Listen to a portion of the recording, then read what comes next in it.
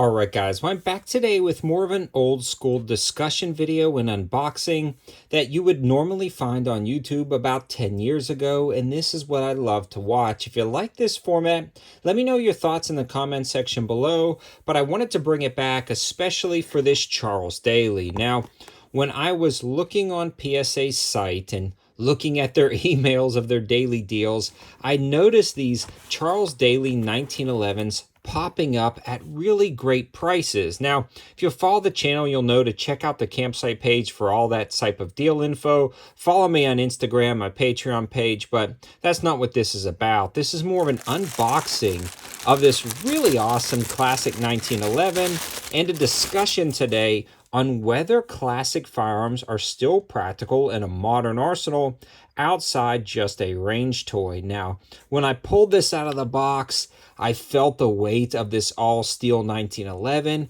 and man, is it awesome, but I thought, man, would that be hard to carry. Now, for me personally, I did not buy this for anything other than just a nice piece to take down to the range and enjoy the looks of it.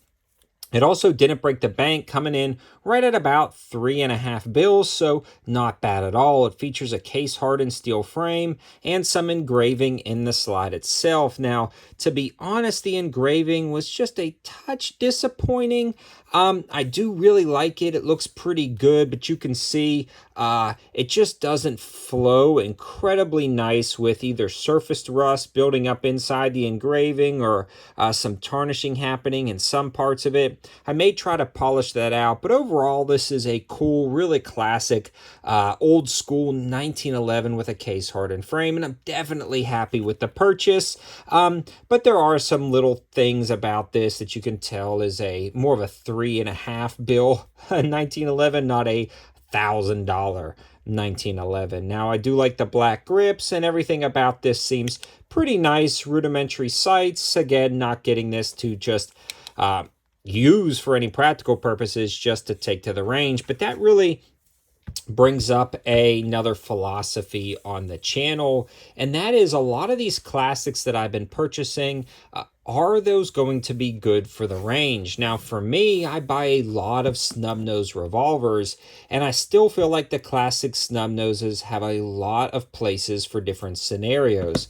For me, I love grabbing a classic 38 special snub-nose, loading it up with rat shot, or putting it standard 38 special in here and taking it down to the land as more of just a kind of camp gun or a land gun, kind of walking through the woods kind of gun. So if there's varmint or something you need to get, the snake shot works pretty good for that within like 5 feet. Or you can just kind of walk away from whatever varmint it is. But I do like the fact that revolvers are very simple to use. They've got the single action mode if you want to be a little bit more accurate, and you can generally find something like this Taurus for about $300, so it don't break the bank. It works pretty much every time you pull the trigger. Doesn't have a ton of recoil, so I still feel like there's a lot of practical purposes for a 38 special snub nose. There's also some really cool guns out there on the market that have that old school cool, but have kind of taken it up a notch. Just like this guy right here, the 32 H&R Mag. Now, this one is a 6-shot Smith, and I feel like this has a ton of practical applications for somebody who is super recoil sensitive and doesn't want to learn how to operate a semi-auto firearm. They want a very easy to understand gun. 6 shots is better than 5. The recoil is not too bad, and the gun itself is actually a lightweight frame rather than an all steel frame, and it's very easy to understand. You swing out the cylinder, you put your bullets in, you close it, you pull the trigger. If you want a more precise shot, you cock the hammer, but there's no slide, there's no magazine, there's no real jams or feed issues. Now, sometimes you will have a cylinder bind up, but I've never actually had that happen to me in the field shooting my revolvers. Even if they get pretty dirty, they seem to operate, and they're very easy to understand. So I do feel like even these new modern J-frames and 32 H&R Mag, 22 Mag have practical applications for people who are recoil sensitive or just don't want to learn how to operate a semi-auto. Now, we get to the discussion part of this video about this 1911, and I honestly think I'm going to make some people mad here, but I don't see a practical application for the 1911 outside range use. Now, there are some double stack 2011s. We're not going to be discussing those because that's a different platform, but the traditional single stack 1911 45, I feel like it's pretty obsolete in most scenarios. If you're talking home defense, the FNX 45 exists on the market, which is an insane gun that takes 15 rounds of 45 ACP, more ergonomic in my opinion, lighter weight, way better recoil impulse, way better trigger, way better sights, and 15 rounds of 45 ACP, over double the capacity of a standard 1911. Again, the follow-up shots are incredibly quick, and I've got full reviews on the channel, so when you were talking about a full-size home defense gun, you might as well go with something like that.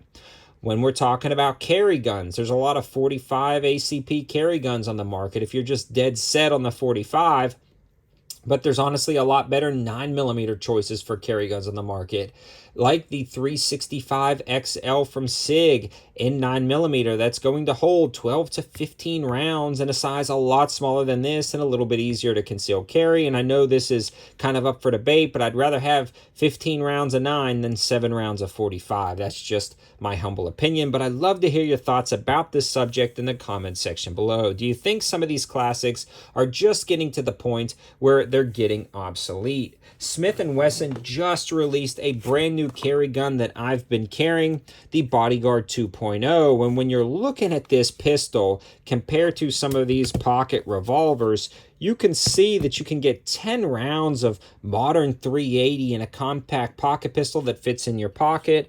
So again, there's a lot better tech out there, but I still feel like some of the revolvers are relevant, but that 1911 is kind of getting left in the dust unless you just want something to add to your collection, to have fun, to take to your range and enjoy.